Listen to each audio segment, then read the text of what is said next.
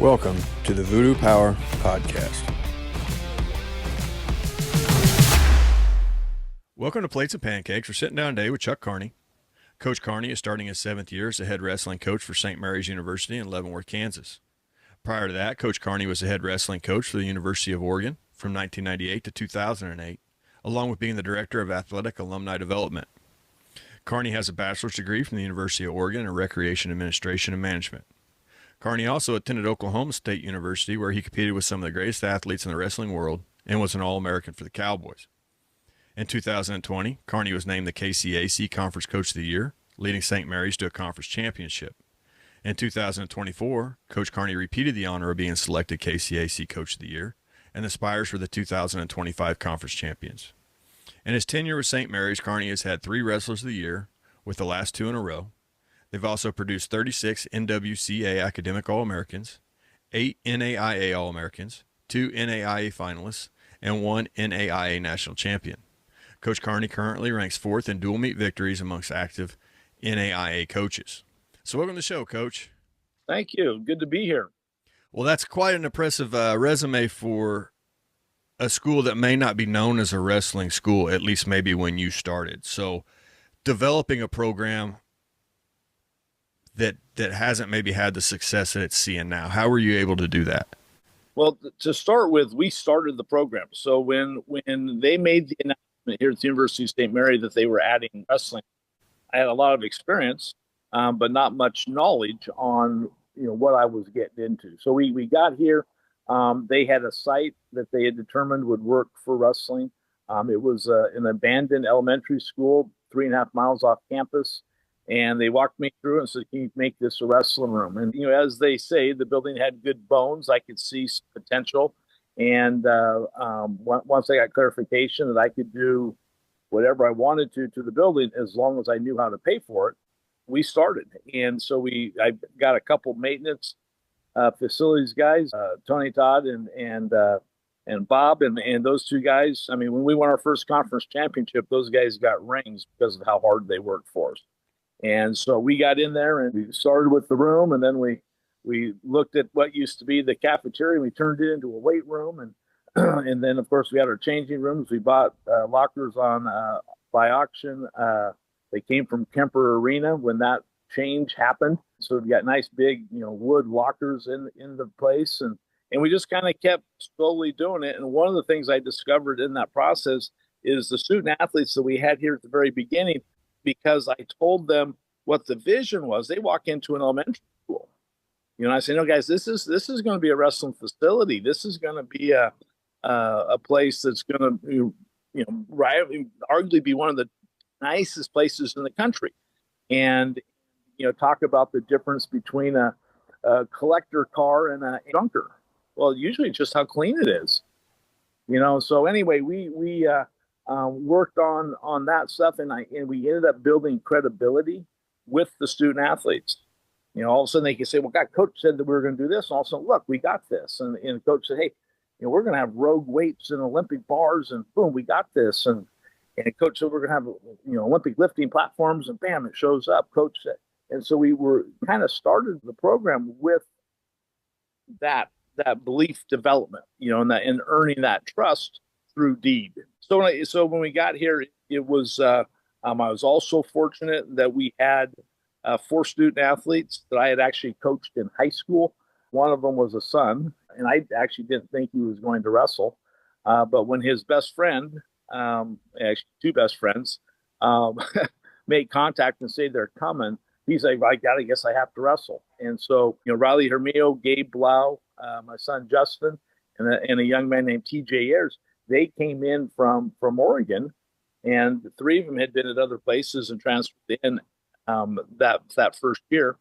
And so now we had our believers. We had guys that understood the system. We had the guys that other people could look to, that I could be hard on and yet not be concerned about whether they knew I loved them or not. So that was kind of how we got started. Our 3rd year, we won the conference championship. We had a finalist and an All-American. Had another young man in the top 12.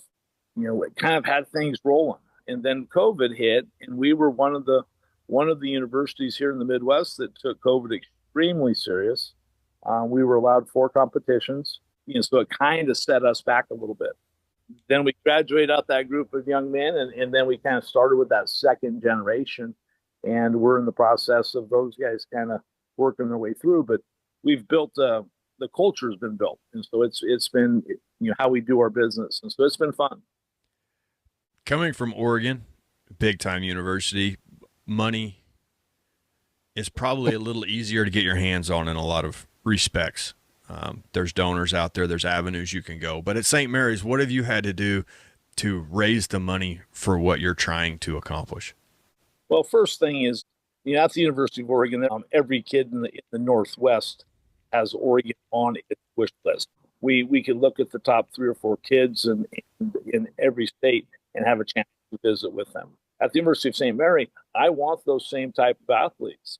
The way you win, at the D1 levels, you have guys making world teams on your roster. The way you win at a great high school is you have guys that are working out in college rooms that are being recruited by the top college. Middle school, you want to build a great middle school roster, well, get them in your high school practice room next to your high school coach. So whenever you can train at a level higher than you're competing at, right? We're talking to a lot of young men that and women now that the NCAA is sponsoring. It's not quite the same with the girls, but we're talking to a lot of young men that their goals their whole life were to be D1 wrestlers. And so now we have to talk to them in kind of a realign. Hey, listen, there's only so many opportunities. And then it's about being the best wrestler you can be. At the end of the day, I've wrestled in a lot of national finals, and I've never won a national championship. And I don't know what it feels like to lay my head down on a pillow and know that I've completely accomplished my goal. I've coached 2 wrestlers, Hartwell Taylor here the year before last, that got to know that feeling. And so that's what we talk about, is hey, it's about what you're doing and how you do it and setting goals and accomplishing. So anyway, that kind of, I rambled a little bit there, but kind of give you a little bit of an answer. So from the business of wrestling to the development of wrestling, both of those are two totally different things. And at what point, how do you differentiate that a kid's just not a number on your roster, that kid is part of your wrestling family, and just because the portal exists or whatever the case may be, you're not chasing that, you're developing the kids that came and invested in you? And now we're getting to something that we're talking about, the motivation of the coach. So many coaches are fixated on themselves and proving that they're good coaches. And whenever you have that as your prime motivator, it's hard to be a good coach. Because one of the keys to being successful at doing this is there's an element of selflessness. There's an element of, it's not about you, dummy. It's about these people in front of you. I was 28 years old. I'm coaching in a dual me as an assistant, and guys are making mistakes left and right. And I keep hearing myself say, God, I wouldn't have made that mistake. I wouldn't have done that. What the hell's he thinking? I wouldn't have done that. And then all of a sudden, the moment of clarity. Hey, you're not wrestling. What you know makes no difference. It's what they know. And so my job is to impart to them the information so they can go out and compete and prepare. So that's a big part of it, just the motivation of the coach. The other thing is that the student athlete has to know that you truly care about them. So whether they're the best kid in your program or the worst kid in your program, that we're not talking about them as a person.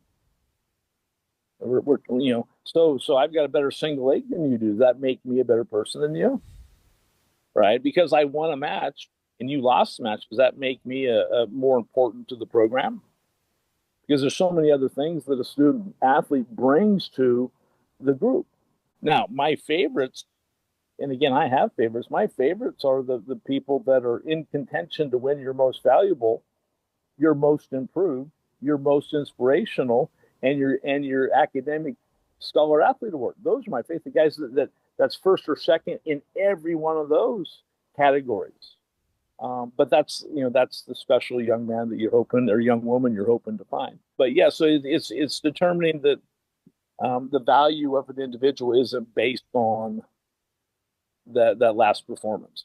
And that was one of the things that was really hard for us at Oklahoma State back in the 80s, was the fact that was how our value was determined. And it was all about winning. I remember being on an airplane. I had a head coach and assistant coach on both sides of me, and they're saying, listen, we need to have an All-American at 177. And I kept thinking to myself, wait a minute, I want to be an All-American at 177. Hey, we're on the same page, guys. I need it too.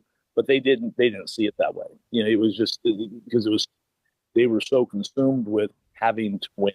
At this point, I've discovered that if you want to truly win, understand the game you're playing. And it's about the student. It's about the young man or woman in front of you and helping them through the process. Without moving away from your program too far. Yeah. Has Cale Sanderson found that at the elite level? I mean, nobody can catch that program right now. Well, what Cale's figured out is, one, I'll tell you what, after a good recruiting class, I am a way better coach.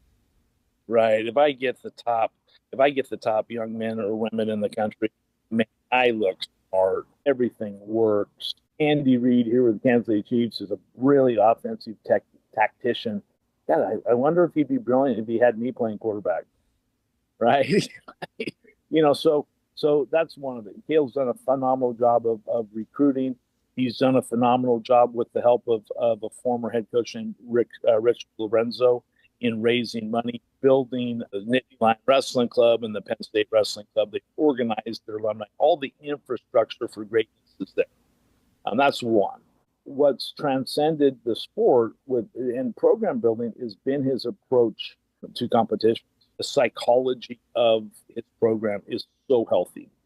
Now, there's stuff happening that's coming out publicly right now that's giving them some black eyes with young men making poor decisions and all that stuff. But as a whole, the impact that he's had on college wrestling for sure is that the psychology of sport, this is supposed to be fun.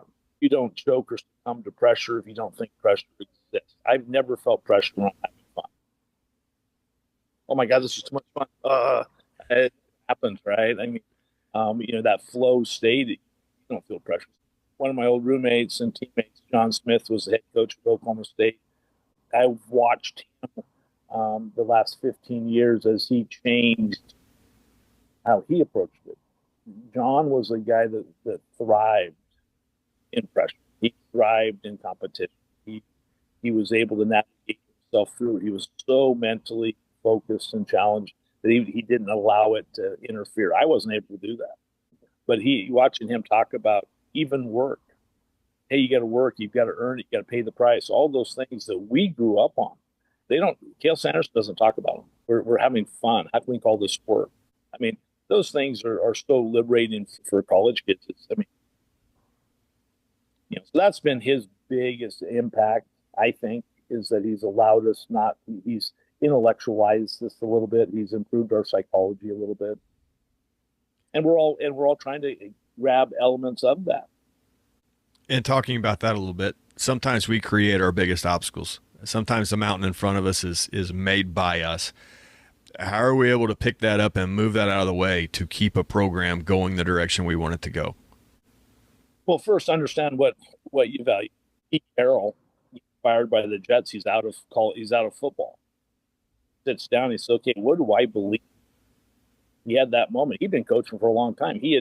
For some people, you would call what he had done had been to the mountaintop, been at the pinnacle, and made enough money, probably didn't have to work again. He sat down and said, okay, what do I believe in? And his details were big cornerbacks with long arms. I mean, he went all the way down to that.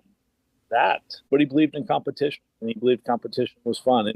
And so that was what he based the USC program on. Again, great recruiter, great psychology, but he knew what he believed in. So if we're going to do that, we've got to know what we believe in, number one. Number two, just getting the student athletes to understand that this is where we're going and this is why we want to go there. Understanding that leadership isn't pointing. Leadership is, Ken Kesey said it, one of Ken Kesey's quotes, former Oregon wrestler that wrote One Flew Over a Cuckoo's Nest. Great leadership is going to a place and turning around and telling everybody else how cool it is, right? So if we can get that kind of mentality where the people, now we have a vision, now we're getting the students to buy into the vision, and we've got them actively leading the way, and then it's having a psychology that matches the people in your room. It doesn't do me any good to talk about winning national championships when that's not possible. People tell us to follow our passion all the time. What if we have a kid that they're a student athlete whose passion is playing video games? Well, I'll tell you what, not very many people make a living playing video games. In video games, I know it can get done, but well, that's a tough way to go.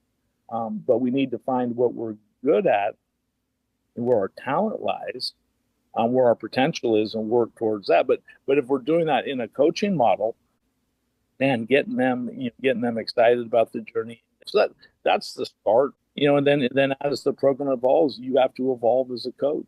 I try to give our student athletes ownership of their training. I couldn't do that year one. I didn't have anybody to take charge of it. We just weren't ready for that.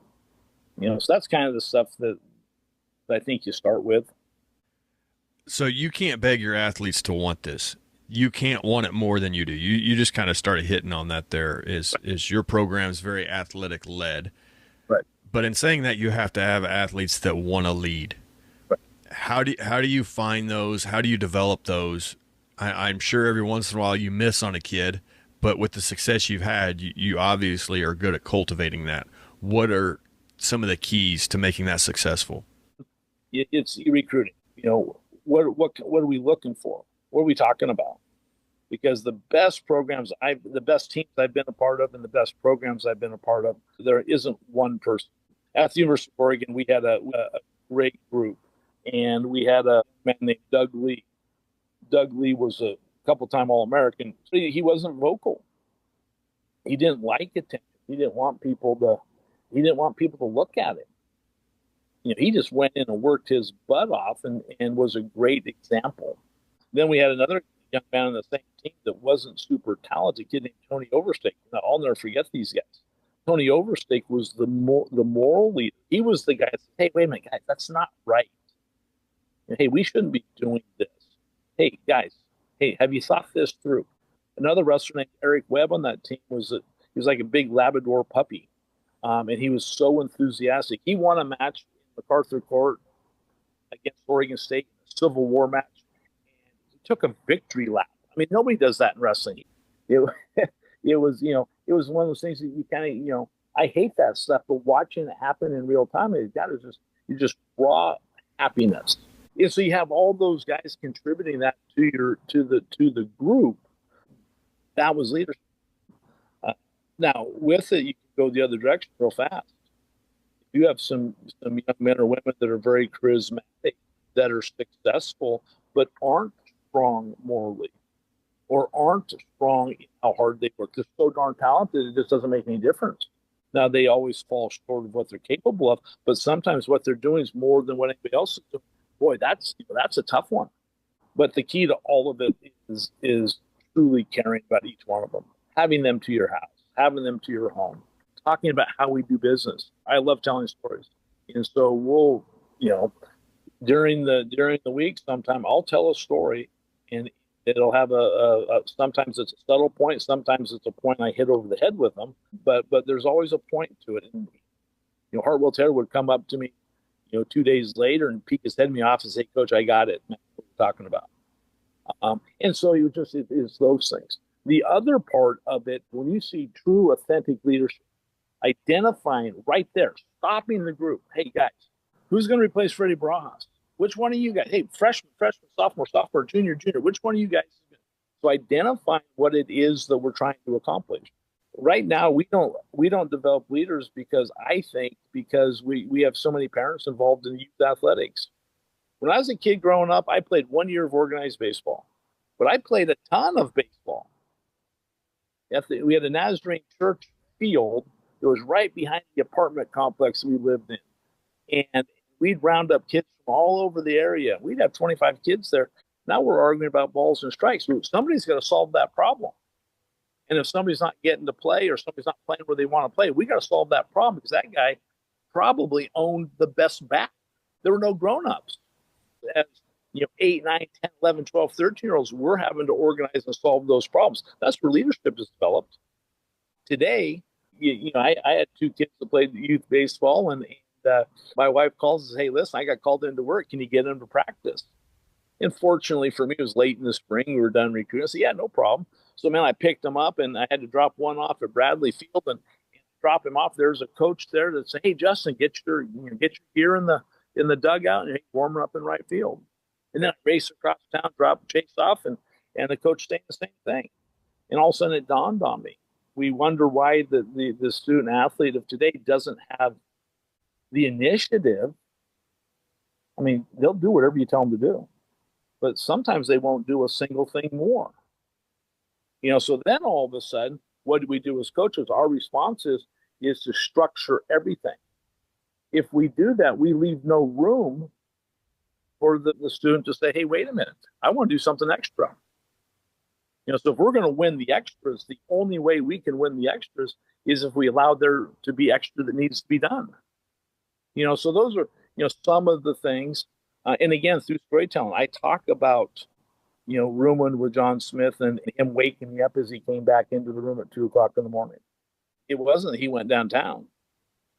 He'd gone in and didn't even tell me about it because he wanted to get an edge. He wanted to do something that nobody else was doing. Once I figured that, I was like, all right, you son of a gun. You're not going to sneak out on me again. Right. And so then all of a sudden now we're going down and doing that, getting that extra work in together. Again, it's as a coach, understand what it is you want to have happen. Another concept we talk about a ton. Indian tribes, the Native American Indian tribe back in the day, they were successful because the hunters would kill more buffalo than they needed to eat. They didn't just feed themselves, they fed the entire tribe. The little old women chewing the leather to make moccasins, they just moccasins on their feet. They put moccasins on the entire tribe's feet. Everybody has a job, everybody has a responsibility, and it's for more than just themselves. They all gave far more than they take. I tell our guys, hey, the best compliment I can give you is you're one of those that gave more than you took. Man, if you can do that in a program, it's going to be a great team. If you can do that in a family, it's going to be a great family. If you can do that in a life, holy smokes, right? And so that's the thing that you're talking about building leaders. That's what we're working on. You were talking about rooming with John Smith and being at Oklahoma State, and I heard this in another podcast, but you were talking about the high level of instruction and the back and forth, the high level of back and forth that went on at Oklahoma State. So there's a couple things with that. First of all, you have to be ready for high level instruction.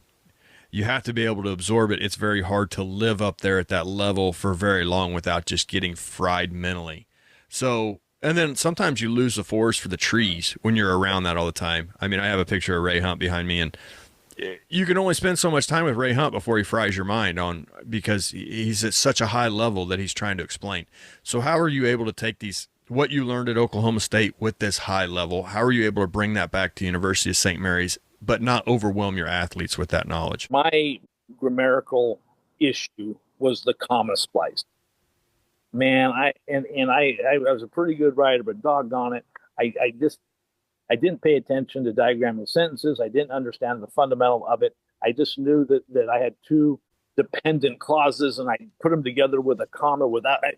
And so anyway, point of all that is I turned papers in, and my mother would look at them, and she goes, "It looks like she bled red ink all over your paper.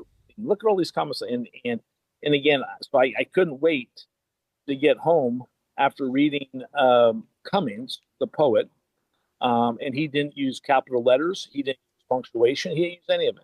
And so I told my mom, I go, look, this guy, we're studying this guy. This guy, look, he doesn't even use commas. He doesn't even use capital letters. And she looked at me, she says, Chucky, don't think for a second he doesn't know how to do it. Don't think for a second that he's not breaking the rules because he knows what rules he's breaking. Right. So you talk about high level wrestling. All of us were able to exchange this stuff because we were all so fundamentally sound. It had been hammered into us millions of reps. We would come in the mornings with a partner and a coach, and sometimes the coach was your partner, for 45 minutes to an hour of just repetition. So now, what made Oklahoma State so fun was because that was our existence when we were able to be creative. Isn't somebody be working on something a little bit different? It became exciting because it wasn't what we did 99% of the time. That 1% was the greatest ever. That's the part that sometimes gets missed. I was talking to somebody, they were like, God, it must have been unbelievable, 4 Olympic champions in the room at the same time, and all these things happening. I was like, hey, you're forgetting that was just, 25, 30 minutes in the dorm room or after practice. The rest of the time, it was, a thousand single legs. It was, just grinding the fundamentals of wrestling. A lot of my counterparts at this level right now are, God, you teach way more than we do. And I don't have the heart to tell them all that, well, maybe it's because I know way more than you do, but that's for another day. But I think that anybody can learn high level wrestling. It's just the bites take. I mean, I can't. Your mouse isn't going to eat an elephant one bite. It's going to take a lot of little ones. The other thing is, I started this because I had a couple of young men that were bullheaded about halfway through my time at Oregon. And so I started with this. I want to create wrestling technique nerds. So I'll ask, hey, what do you think about this? Hey, on the two-hand single, sinking that elbow and turning. Hey, play with it and tell me what you think. So I got them actively thinking about what it is they're doing, what it is they like about it. I mean, I had a coach when I was a kid. His name was Bob Bergen, and he was a great guy, real huge impact on my life. But when he get into a wrestling room, he went from being a jokester. He get in the wrestling room, his eyes would get bigger. And there were no jokes. As soon as practice was over, man, it's jokes, it's laughing. He's darn near a clown. That kind of role model to me how it's supposed to be. I mean, if you can learn in wrestling, well, you can learn in everything. You hit on it there, and I've been fortunate enough to be around some wrestlers that have been very successful at the high school and now the college level. But the grind of wrestling is totally different. I know your receivers, and I know your hitters, and I know all that will go out to the cage. They'll catch passes after practice. They'll do the things that make their spot better. They'll do the drills and they'll do the practices that make their position and make their ability to play the position better. But dang, wrestlers, I mean, that grind, it takes a special mindset. It takes a special athlete to walk in the room every day in their own pile of sweat and take single legs over and over and over until it's right. Like you said, every kid wants to be a high-level wrestler, but not every kid has that heart to grind it out every day. How do you find those kids that are going to hold up to 4 to 5 years in your program of this kind of work? All sports grade mental toughness, right? I mean, all sports. In fact, I think the purpose of sport at some level is to build mental toughness. I don't think golfers are very tough. I haven't met a golfer yet that I couldn't friggin' take down. Well, boy, I tell you what, the mental toughness it takes to stand over a 4-foot putt for $8 million must be phenomenal. Because I can't do it with 3 buddies and a buck and a half on the hole, right? Or standing in a tee box with out of bounds running down the right-hand side of the fairway. I can't not think about it. And consequently, wherever you think about where you go, boom, I'm bouncing off the trees, right? So it's mental toughness. For us, mental toughness gets tested through fatigue, going through discomfort. Mental toughness, the discomfort could be managing your weight. It could be extra sprints. It could be some guy on top of you just beating the crap out of you with your own body parts, right? The thing that we talk to our student athletes about is there's another form in which your mental toughness gets tested, and that is being able to withstand the number of reps necessary to master.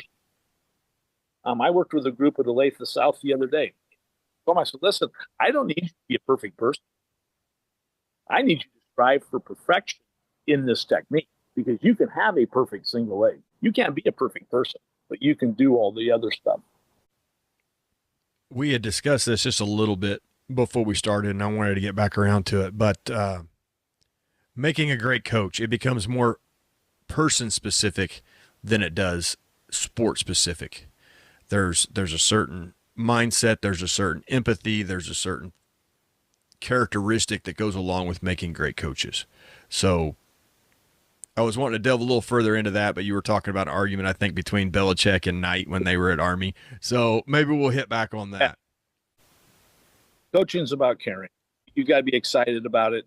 People like being around people that are excited and motivated. If you understand that everybody talks about, it's about the relationships, and then you watch them not have relationships with people. It's enjoying, it's loving, and then it's also knowing how to talk to somebody. If I've got a student athlete that I mean, hey, it's not all hugs and kisses. Sometimes you have to have that hard, brutal conversation, where you're saying, hey, doggone it, that's not good enough.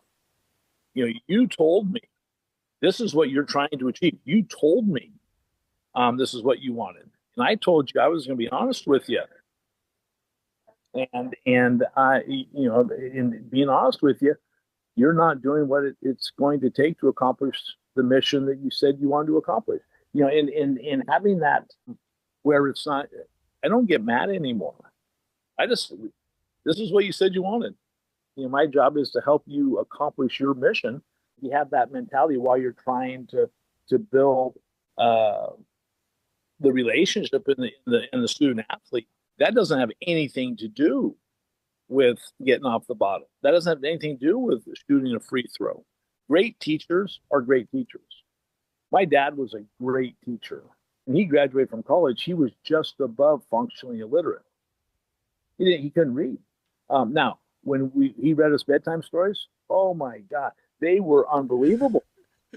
And then my mom, who had her master's degree in literature and was an actual writer and a English teacher, she'd read us like, Mom, you're reading it wrong. Read it like Dad reads it. But he was a natural teacher. He was a natural coach. How do you make them feel? How do you make them feel about themselves? How do you create where they're aware of the fact that they're grinding it out, working with their lifelong best friend? I've got 6 or 7 buddies from Oklahoma State that I talk to weekly. I'm 60 years old. We haven't been together.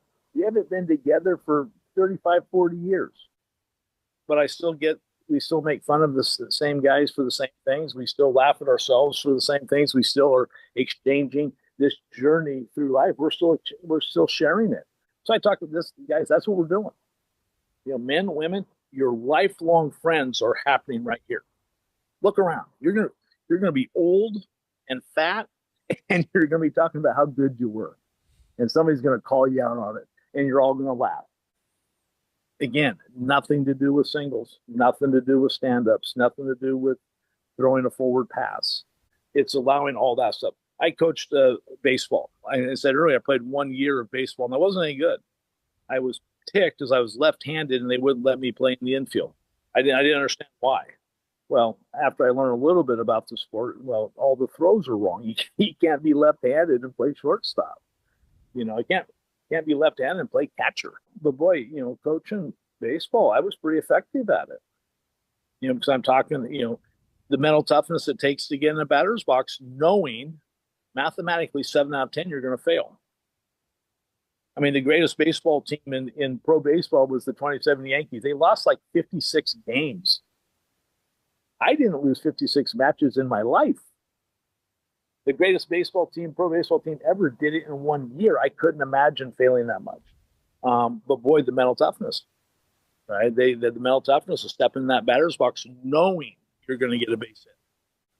You hit on something in there, and I guess I haven't stopped to think about it a whole lot, but after you said it, it does cause a little bit of reflection. But getting to a point in life or coaching or whatever it is you're doing that you don't get mad anymore.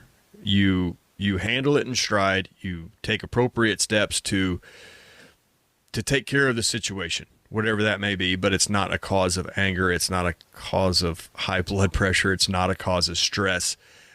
That's a pretty freeing feeling. How long did it kind of take to get there, especially being a wrestler that's really high intensity, really in your face?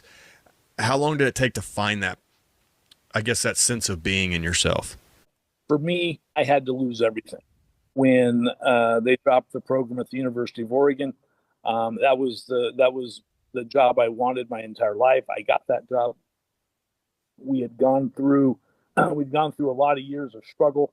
We finally got to where I could see the light at the end of the tunnel. We were about to have the kind of success that I promised the administration we were going to have.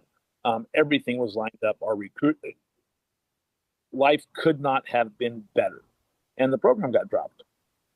And of course, that was the same time the recession, the housing market bubble burst, and I lost everything.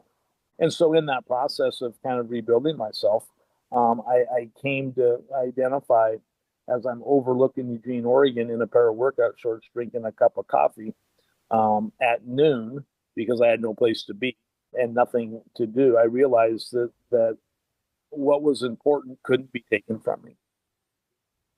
And when that happened, it was liberating. Wrestling had been so important. Winning had been so important. At that time, my 14-year-old son and my 11-year-old son and my wife, boy, they were really important. And so that was, for me, that was a real liberating point. And then, like I said earlier, I got involved in baseball. Again, if you can teach a high crotch or if you can understand how a technique works from the ground up, it was the same as a baseball swing. Learning wrestling, you can learn it. Baseball swings and athletic motion. I spent time with a high school baseball coach named Eric Hoberg. I spent time with a college baseball coach named Dean Stiles. I spent time with a former pro baseball player named Scott DeWitt. And those guys were great baseball minds. And whatever they agreed upon, I accepted as fact. I didn't take very long to where all of a sudden people thought I was a baseball expert. Now, living that life, I always said, hey guys, I've never swung a meaningful bat. I've never had a meaningful hit. I've never fielded a meaningful ground ball. But this is what the greats are doing. This is and in that process, when it comes back to wrestling, it kind of changed how I thought about it. I spent 2 years working at an IT company, which is hilarious. I type less than 8 words a minute, and that's an exaggeration, but not by much. And I get hired at this company called CBT Nuggets, and they are an online-based training company for certifications for computer guys. And they discovered that much like health clubs, that the computer industry certifications, those people, if they don't use the product, they don't renew the subscription. And so the owner said, hey, we need to get these guys in here that know coaches. Well, I get brought in. I thought they were talking to me about coaching. I thought it was just a meet and greet and hey, talk to our leadership team about how you coach. At the end of it, it was a job interview. Guys, I don't know. I don't know anything about your product. I don't know anything about your industry. And the owner says, yeah, but you know people. And so I got doing that. So now I'm talking to a whole different sector of people, trying to motivate them to study, motivate them to, and I discovered that was coaching too. We called it coaching. And the title of the position was called accountability coach. I've kept that on my bio because I'm not just a wrestling coach. I'm an accountability coach. And so all those experiences helped me. So not being the expert, but being a person that's helping somebody puts you in the spot where what you're talking about distance you from the thing. I told one of the, in fact, I still talk to the guy. I said, hey, I can't get fired up at you. Hell, I never studied for a test. Right? I can't mean, hey, I had to have somebody help me log on to this thing. I don't turn my computer off because I don't know how to get back on. And of course, the guy's dying laughing. But that's what he needed to hear, that how smart he was. I'm busting him for not doing his training and being scared. At the same time, I'm building him up and letting him know that hey, listen, you're doing something that most people can't even fathom doing. Another thing, I have a little brother named Scott. It was a high school wrestling coach. So after they dropped the program at Oregon, I'm working with him. He tricks me into helping him. And he keeps telling the wrestlers on the team how tough they are. He's, man, you guys are tough. You guys are so tough. Oh man, you guys are tough. Hey man, that Churchill C on your chest, man, you guys are so tough. And about week into it, we're barbecuing, and I said, Scotty, if I hear one more time how tough these guys are, I'm going to puke in my helmet. I can't take it. You're killing me. And he said, you just keep telling them. He goes, Chuck, you just keep telling them. And he said, they start believing it. And I'm laughing. I go, hey, this group, I don't think so. Their partner, this sport's real. This sport's honest. He goes, no, trust me. Well, shoot, we get to the end of January and we're out toughing people. And that group of young men and that weren't very tough, that couldn't do friggin' 25 push-ups 3 times in a row. I mean, all of a sudden they're finding something they didn't know they had, coaching through projection. And so those are all things that kind of go into what you're talking about. I took a couple notes in there because I didn't want to lose track. But the one that hit me first was losing everything. That's a fear that everyone has. But the good Lord knows when it's time to give and it's time to take away. And sometimes getting things taken away is what creates the biggest growth, even though that's our biggest fear. Kind of coming back from the ashes and talking about how that made you where you are now. While you may not want to go back to that point in your life, has that allowed you to take maybe more risks now because you can live through that? I wrestled to not lose a whole bunch in my life. I wish I had been able to be a little bit more free to wrestle to win, delving towards the positive. But yeah, I think so. I mean, I think that, anything that causes growth. I had an old coach, Mark Sprague, my first wrestling coach. He told me that as little guys, he learned the sport of wrestling. And he's guy's worth millions of dollars. He just didn't have it all at once. He'd make a whole bunch. Man, I made $1 million and I lost. Then I made $1 million and I lost. And man, if I had all, and I remember thinking, Mr. Sprague, if you had all the money you ever made, you'd be worth like $100 million. And he starts laughing and he goes, Chucky, that's just not how it works. Because loss is a part of it. What makes competing fun is losing. Right? I mean, and not that makes it fun, but that losing makes winning better. And that's another change that's happened. When I wrestled, if you lost a match, you didn't get over it. You wore that loss until you had an equivalent victory. And so if you lost Saturday night in the finals, man, you didn't wrestle again until, heaven forbid, you have the weekend off the next weekend, because you would have to suffer for friggin' 2 weeks. The life expectancy of a loss today, even with the great ones, is about 20 minutes. And I've often thought, God, as a coach, I complain about it, but man alive, at the end of the day, they're right. Hey, learn from it and move on, right? Let's get worked up. Let's get really delve into it. Let's be honest with ourselves. But doggone it, at some point, we got to let it go. The past is the past. It's gone. I can't keep crying about the house I lost. Coach Sprague can't keep crying about the millions of dollars that he gave back. I mean, that's not how it works. So anyway, with that stuff, yeah, rising from the ashes, I mean, I think it's kind of it makes it sound a lot more glorious than it probably was, but it is true, and to be able to understand that, again, it's not about you. I mean, that's the biggest takeaway.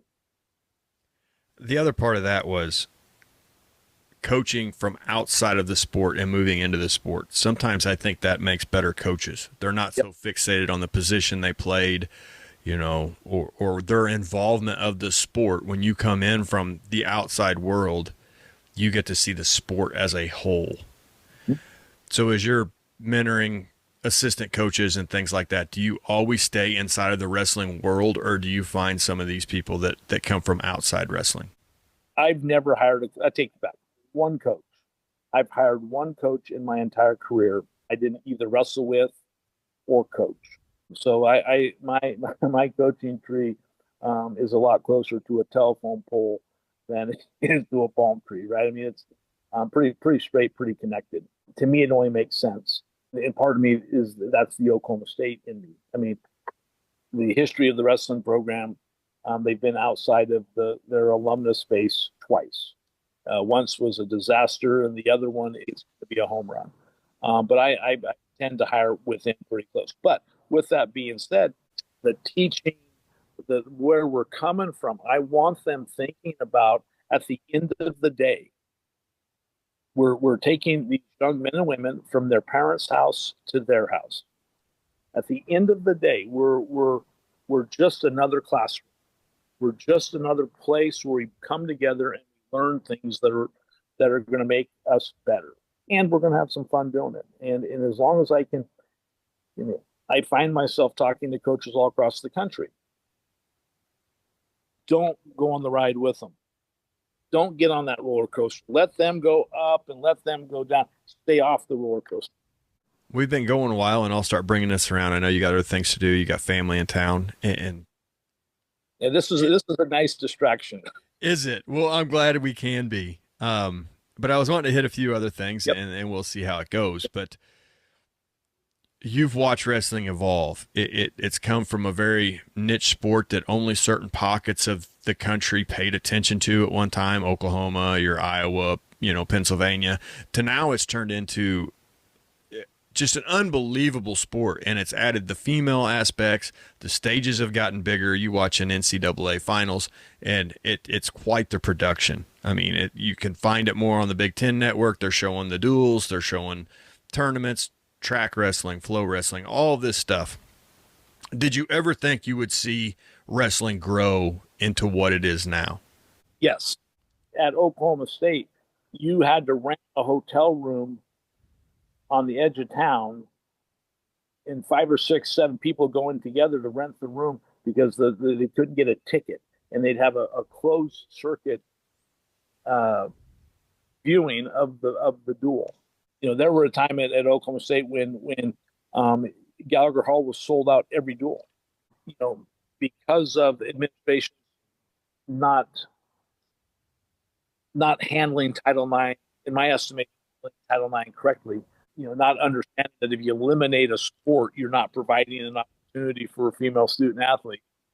You're actually, when you cut wrestling, you're actually cutting 10 scholarships that women deserve. Scholarship limitations really hurt. And then funding programs. We went from 350 some Division I schools wrestling to where we have less than 70 or at 70. So there's been a shrink. Now, what's been cool is in the last 10 years, you're seeing places invest. Probably the biggest impact, I think, on building all this stuff has been the internet. When I was a kid, it was bootlegged, pirated VHS tapes from I Love Public Broadcasting. Sports Illustrated would have one issue a year that would have some wrestling in it. We video stream everything, YouTube, TV, right? I can watch wrestling all the time, and I think it's that the technology helped build it. Wrestling is actually fun to watch. Wrestling is actually really exciting if you have an opportunity to watch it, and then you need to get to know the people. My wife has turned into a Kansas City Royals fan, and they're watching last night, and she's complaining about the catcher they traded, and then all of a sudden the new guy hits a bomb, and she's happy about that. And it's the soap opera of sport. So what you're talking about in that expanse, that growing of it, it's awesome. It is fun to watch the access to college wrestling go back up, and it's been a lot of fun. I might hit you with this last one because I think I see it a lot. And you're in the recruiting business and you're in the college athletics business, but these young athletes, they work their tails off to get a chance for the scholarship. Once they get the scholarship, not every athlete, but I see it in a lot of athletes, that there's a letdown. They've achieved their goal, and now they get to the school or wherever it is they're going to play, and they're not the athlete that got recruited because there was this huge letdown because they've achieved this dream. How do you reset that athlete and get them to start growing through all of that? Okay, so one, something got tough, right? So they have this dream, they have this goal, they accomplish. Now, in the process, when you're talking to them, and in the process as a student athlete, when you're going through it, you have goals to win NCAA titles. You have goals to make world teams. You have goals, and what happens is it gets hard. And when it gets hard, you start questioning whether or not you can do it. And so when you're going through that, when that happens, that's what I think more often. It's not the accomplishment of the scholarship; it's that you've accomplished the scholarship. You get there and you go, "Oh crap, I'm not good enough," or "Man," not knowing that you just have to push through it. That everybody questions themselves. Hey, I tell our guys all the time, you can quit and not be a quitter. I mean, that's that. If I said that in 1986, they'd run me out of town. But the truth of the matter is, we all quit. Is it permanent quit? Is it big and ugly quit? Is it a micro quit? Quitting's quitting. How you come back from it? How do I rebound from it?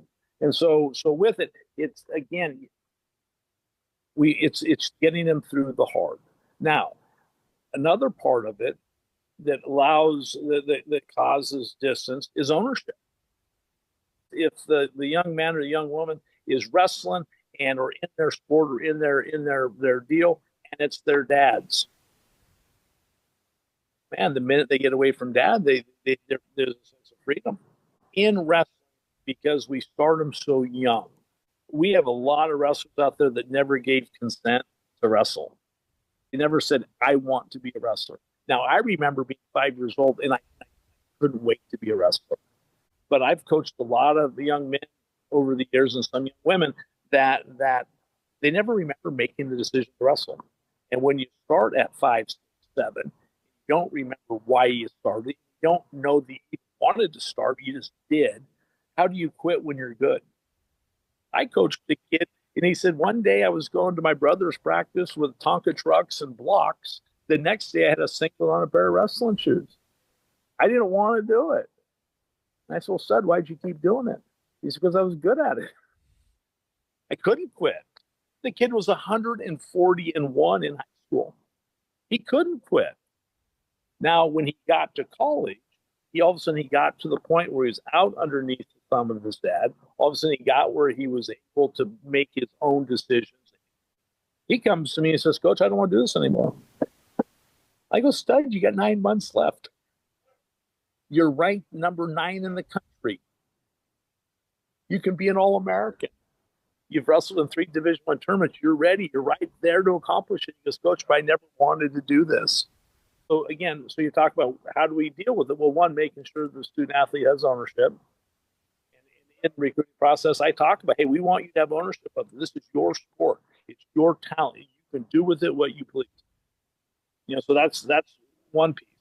The other piece is just knowing what it feels like to feel like you're failing, grounding, how to throw them in the life preserver, how to get them to shift.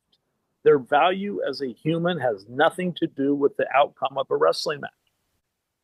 One of the cool things at St. Mary's, you get a scholarship here, it's yours.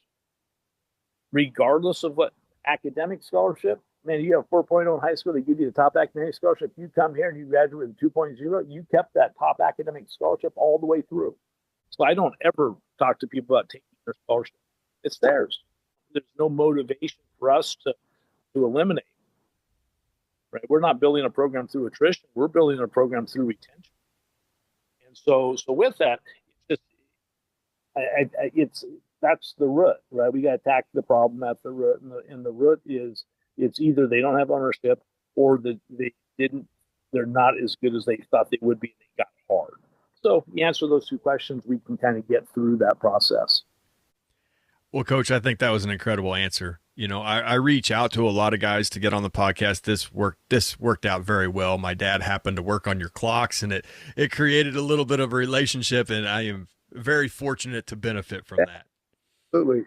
Your dad's a good man. In fact, he's got a couple of mine right now, and he's got 3 clocks and and a grandfather clock that I think I'm going to buy from him. So my wife thinks she is talking to me like I'm Christopher Lloyd from Back to the. But I like clocks. So Well, Coach, I hope you have a wonderful rest of your day. Thank you so much. I really think people will enjoy this episode. all right, fantastic. I enjoyed doing it. Well, thank you. Hey, Voodoo Power listeners. Thanks for watching and spending a little time listening to the coaches that we present on here. The channel has been growing because of community, and I really appreciate you being part of it. If you found this video helpful, hit the like button, leave a comment to let me know your thoughts, and share it with someone who might enjoy it. Those small things make a big difference in helping the channel reach more athletes and coaches. And if you haven't already, consider subscribing so you don't miss the next video. Thanks again for being here, and I'll see you on the next one.